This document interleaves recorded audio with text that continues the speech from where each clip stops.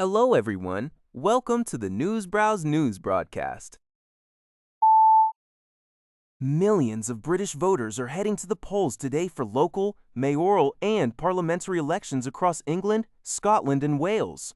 This electoral event is widely regarded as a significant mid-term referendum on the leadership of Labour Prime Minister Keir Starmer. Current polls indicate a sharp decline in support for both the ruling Labour Party and the Conservative Party, with Labour polling at approximately 20% compared to 35% in 2022, and the Conservatives at 18%, down from 40%. This trend signals a historic shift towards a multi-party political system, with growing support for emerging parties like Reform UK and the Green Party. A poor performance could severely pressure Prime Minister Starmer, potentially sparking an internal challenge to his leadership, especially given criticisms over his failure to deliver on key manifesto pledges. This report is from UPI.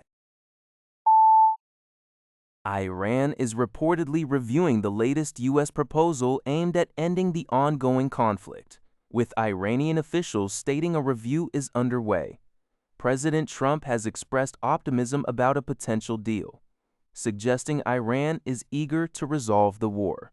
Meanwhile, U.S. Secretary of State Marco Rubio is scheduled to meet with Pope Leo XIV. This meeting occurs amidst significant criticism from President Trump directed at the Pope, who has voiced strong opposition to the war and U.S. foreign policy. The article also touches on the financial impact of the war on major oil companies, with reports indicating substantial profits influenced by the conflict and fluctuating oil prices.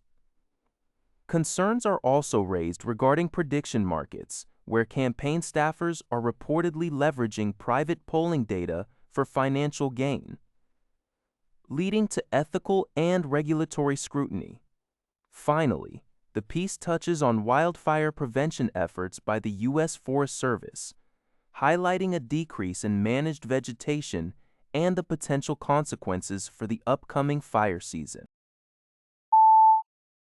NBC News reports that Secretary of State Marco Rubio held a closed-door meeting with Pope Leo at the Vatican on Thursday, marking the first such encounter between a Trump cabinet official and the head of the Catholic Church in nearly a year. This audience takes place amidst significant tension between Washington and the Holy See, fueled by President Donald Trump's repeated criticisms of Pope Leo over the ongoing U.S.-Israeli war in Iran and the pontiff's vocal responses. Rubio, a practicing Catholic, stated that the trip had been planned prior to the recent escalation in rhetoric and that there was a lot to talk about, including humanitarian aid for Cuba and global religious freedom concerns. The U.S. ambassador to the Holy See indicated that the conversation would likely be frank. Trump has previously labeled the Chicago-born Pope as weak on crime and terrible for foreign policy for his critiques of the war and his stance against Iran possessing nuclear weapons.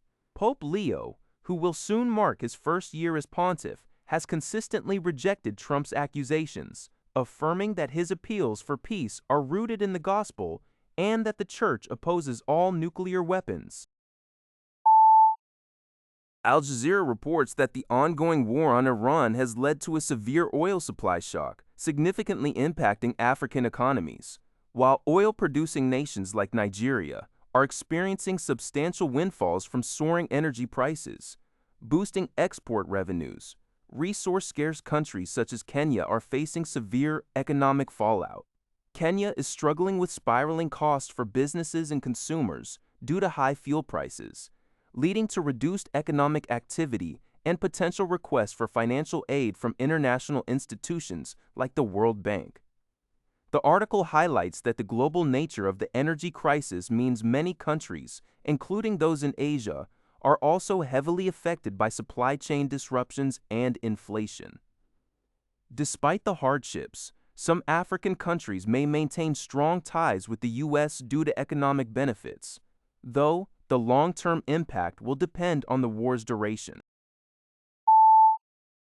NBC News reports that the United States is among several countries actively monitoring dozens of passengers from a cruise ship at the center of a deadly Hantavirus outbreak. 3 people have died and at least 5 more are suspected of infection, with a possible new case emerging involving a flight attendant not on the ship. Weeks after the first death, 30 passengers disembarked in St. Helena without contact tracing on April 24th, including 6 Americans who are not currently showing symptoms. The World Health Organization confirmed the outbreak as the Andes strain, which can transmit person to person through close contact, unlike other Hantavirus strains. However, health officials stress that the risk to the public remains low, as this strain is not as easily spread as airborne diseases like influenza. Nearly 150 people are still isolated on board the Hantavirus as it heads to the Canary Islands, where Spanish authorities anticipate evacuations.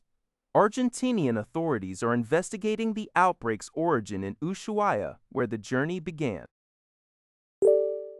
That's all for this video. Thank you for watching. See you in the next video.